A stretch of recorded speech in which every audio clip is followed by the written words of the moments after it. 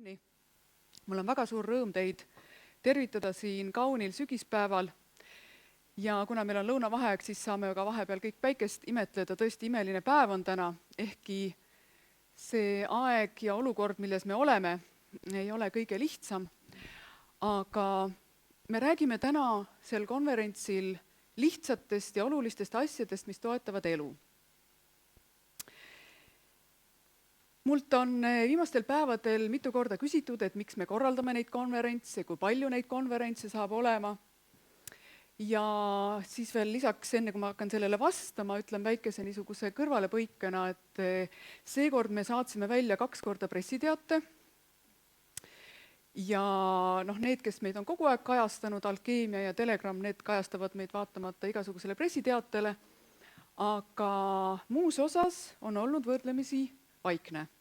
Aga eile üllataval kombel võttis minuga ühendust raadiojaam, kellele me ei olnudki pressiteadet välja saatnud, ja selleks oli venekeelne raadiojaam Raadio 4.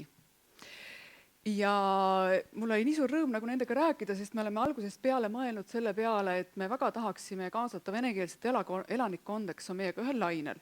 Nii et täna hommikul oli Raadio 4 siis meie konverentsi kohta teatud saate lõik, ma seda ise kahjuks kuulata ei saanud, aga kui ma uurisin, et kuidas see info teieni jõudis, siis ta ütles, et jaa, et meil see info siin on olemas, nii et järelikult info liigub. Et vaatamata sellele, et eestikeelne peavoolumeedia meid veel ei näe või ei taha näha, siiski info liigub.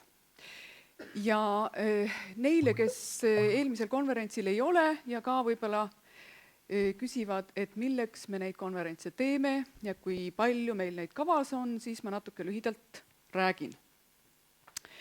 Et nagu öeldud, me oleme ajas ja olukorras, mis on väga keeruline ja paljude inimeste jaoks kohe äärmiselt keeruline. Ja tegelikult see on meie kõigi jaoks keeruline, kui me midagi ette ei võta.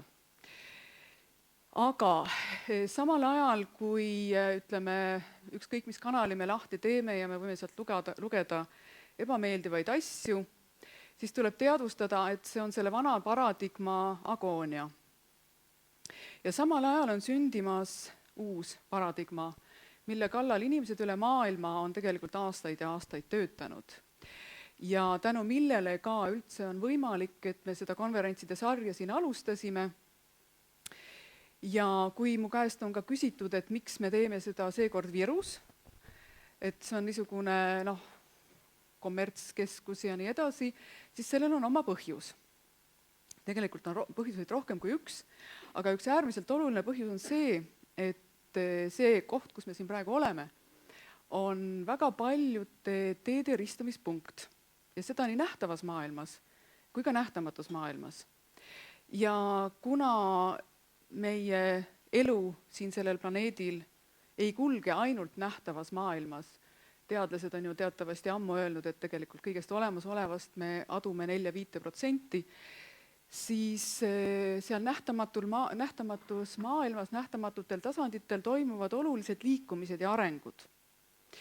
Ja see, et me täna kõik siin oleme oma hea tahtega, see on üks äärmiselt oluline sündmus, sest me kõik anname oma impulsi siit selle ühisloome kaudu ühisteadus välja ja see lükkab jällegi teatud protsessid liikuma selles transformatsioonis, kus me ühiskonnana oleme.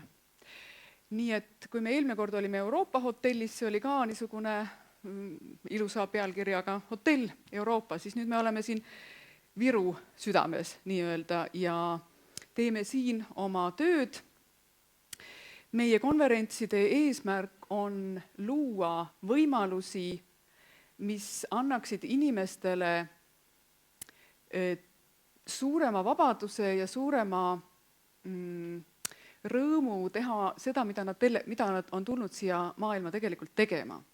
Et kui see vana paradigma on suhteliselt piiritletud, ahistatud, siis see uus võimaldab tegelikult teistsugust elu korraldamist. Kui me ainult saame aru, et me ei ole selle vana vangid, vaid me võime luua teistmoodi, me võime luua uuesti.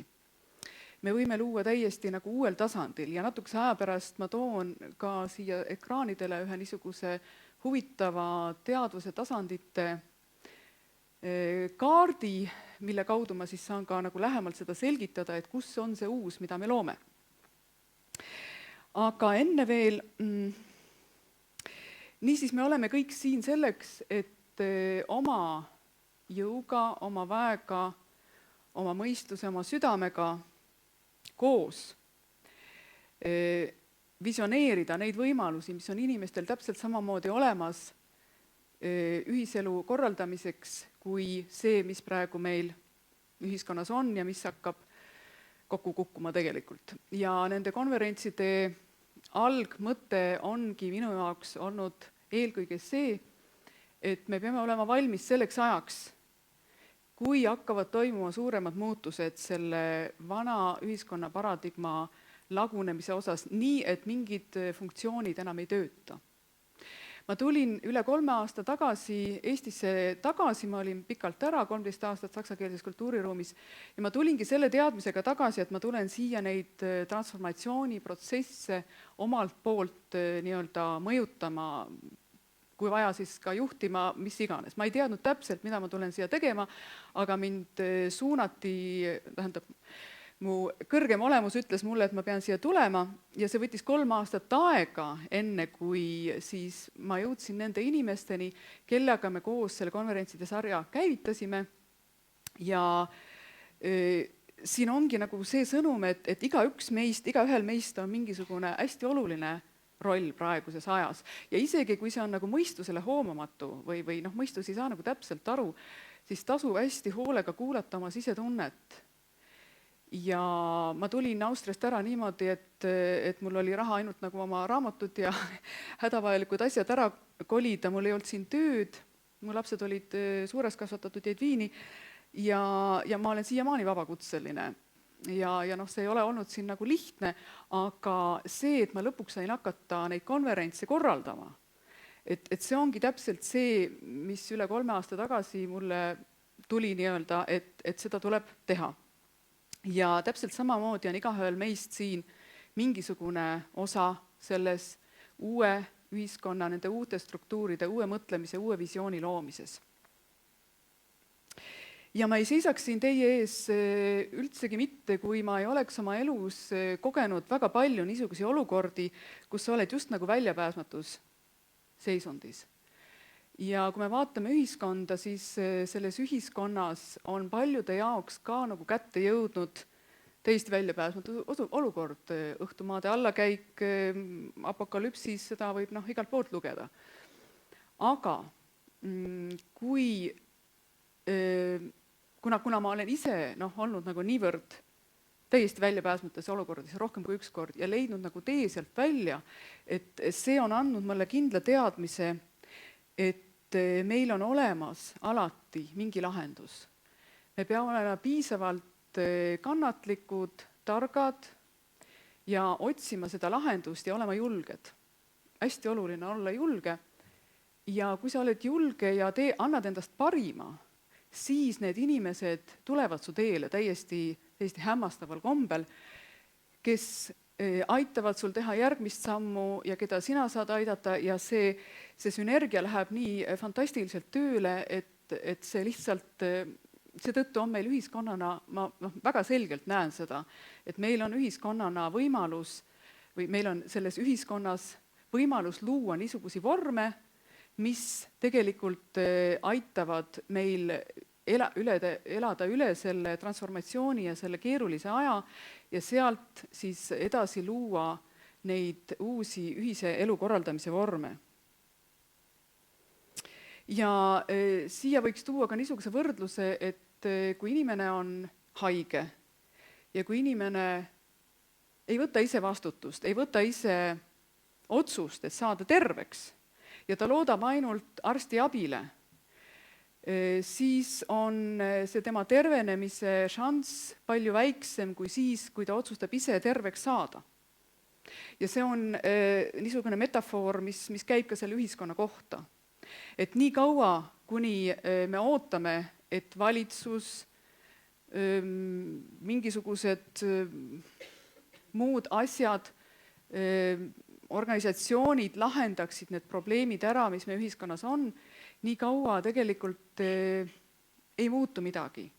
Ja see oluline punkt ongi selles, et iga inimene võtab vastutuse, et ta saab aru, et minust tõesti tegelikult väga palju oleneb. Ja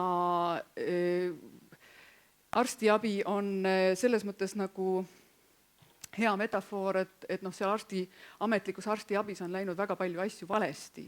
Et loomulikult mitte kogu arstiabi ei kuulu nagu ajaloo prügikasti, aga lihtsalt seal on tulnud sisse nagu need asjad, mis väga, väga pärsivad ja väga takistavad ja hävitavad ka sageli inimeste tervist.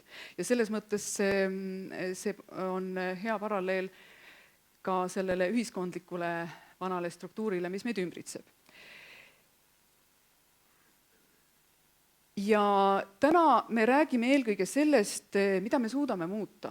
Me räägime hästi lihtsatest põhialustest, kui me eelmine kord rääkisime tervisest ja me alustasime meelega tervisest, et kui inimene võtab vastutuse oma tervise eest, otsustab olla terve, otsustab elada nii, et ta on terve, siis vabaneb tal potentsiaal, et ka teistes valdkondades luua sõltumatust.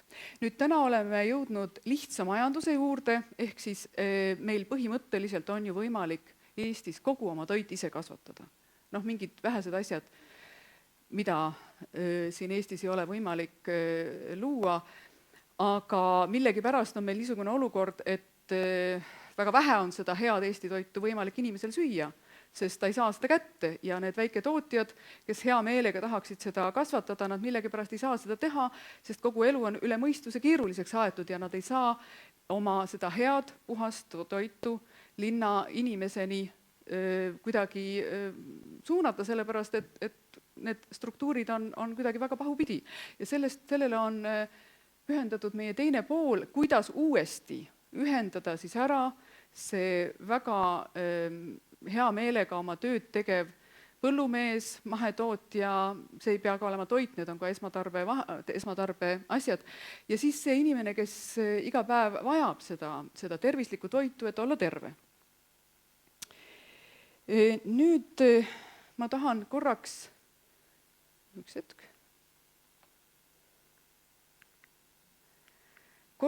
tuua siia ühe teadvuse tasandite kaardi, mille on välja töötanud niisugune erakordne inimene, kes on juba siit meie seast lahkunud, rahvusvahel tunnustatud psühhiaater, arst, transdistsiplinaarne uurija, teadvuse uurija, kes töötas välja 17 teadvuse tasandit hõlmava kaardi, mis põhineb omakorda miljonitel kinesioloogilistel mõõtmistel rohkem kui 20 aasta jooksul. Seda autorit minu teada veel ei ole eesti keelde tõlgitud, aga on võimalik internetist sedasama kaarti leida ja on võimalik tema kohta lugeda.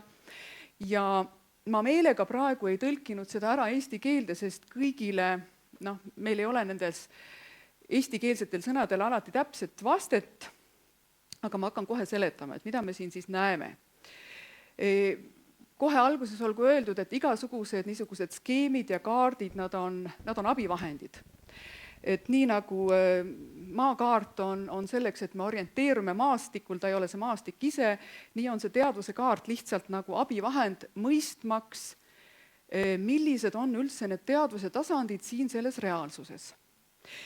Ja nüüd sissejuhatavalt te näete, et siin keskelt jookseb üks niisugune joon, siia allapoole jäävad siis need teadvuse tasandid, mis võnguvad madalatel sagedustel. Kui me siit alt hakkame siit keskelt tulema, siis häbi, süütunne, apaatia, lein, hirm, iha, viha, uhkus on siis nüüd viimane enne seda joont. Ja kõik need niisugused emotsioonidega seotud teadvuse tasandid on tegelikult destruktiivsed oma loomult ja enesehävitavad. Ja kui me nüüd siit edasi liigume, siis tulevad tasandid, mis on loovad ja mis on jõustavad. Julgus, neutraalsus, siis tahtekindlus või ühesõnaga aktsepteerimine, arusaamine, armastus, rõõm, rahu. Ja kõige ülemine on siis see nii-öelda valgustunute sektor.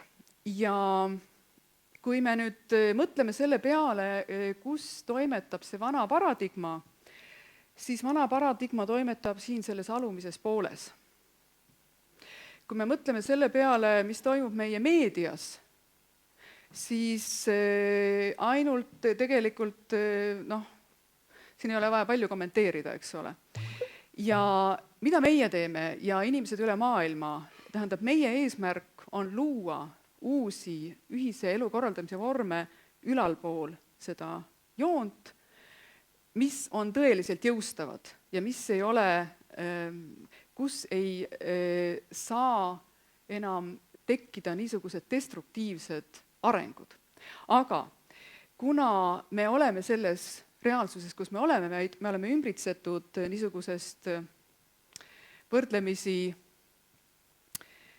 keerulisest energeetilisest maastikust, siis loomulikult meil on kokkupuude ka nende madalamate tasanditega ja siin ongi nagu see punkt, et kui me loome seal kõrgemal tasandil, kõrgemal energeetilisel sagedusel, loome uusi asju, siis me peame lakkamatult töötama iseendaga, sellepärast et me kõik tuleme sellest ühiskonnast oma lapsepõlvest, meil kõigil on ka süütundeid, võimalik, et alles hirm, viha, mis iganes, mis võivad teatud hetkedel aktiveeruda ja siis see tähendab seda, et meid võidakse nagu kolinal tõmmata alla sinna samasse mudamaadlusse. Ja seetõttu kõik see, mida me siin teeme, selle alus on see, et iga inimene töötab kogu aeg iseendaga, täpselt samamoodi mina. Ja kui nüüd vaadata seda aega, mis jääb 2 konverentsi vahele, siis siin toimusid niisugused ootamatud sündmused ja tegelikult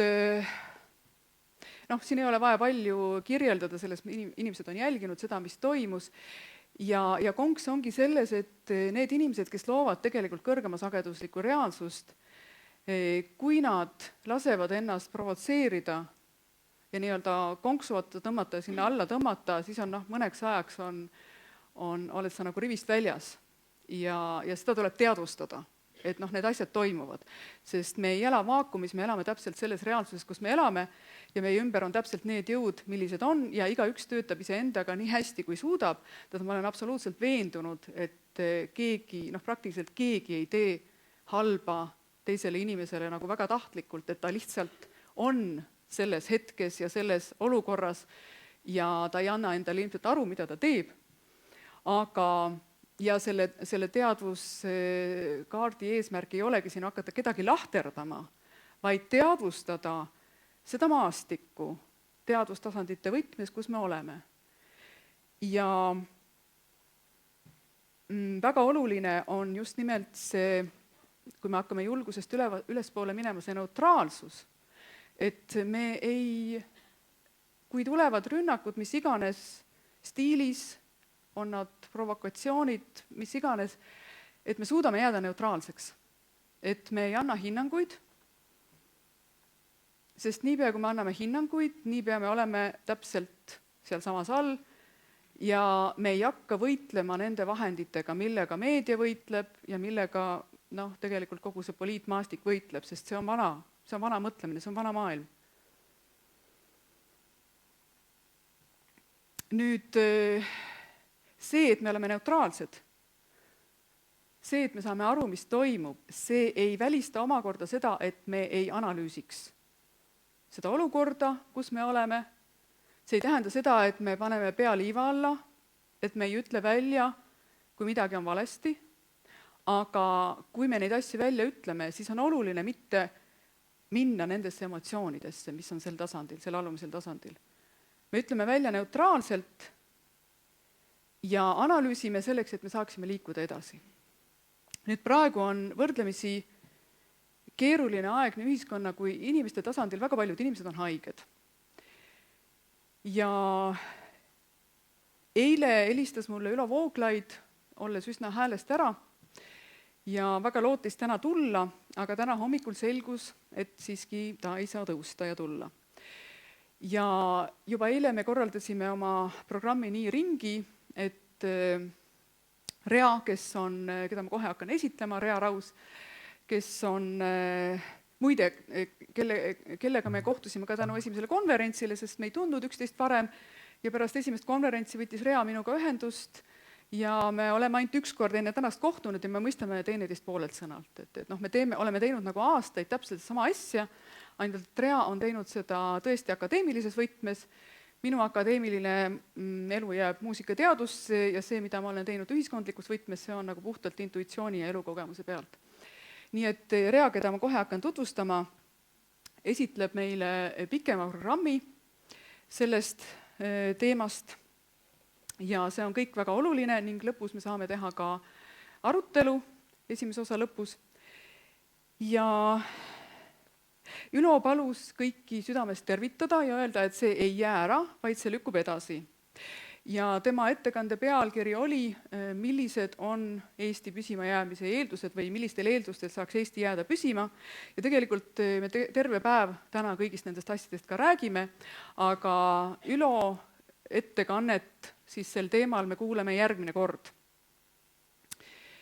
Ja nagu öeldud, see kõik, mis meiega toimub, ka kõik, ütleme, haigused ja ootamatud muutused, see on tegelikult märk sellest, et kogu see vastandumise teema on praegu nagu hästi püsti energeetilises mõttes.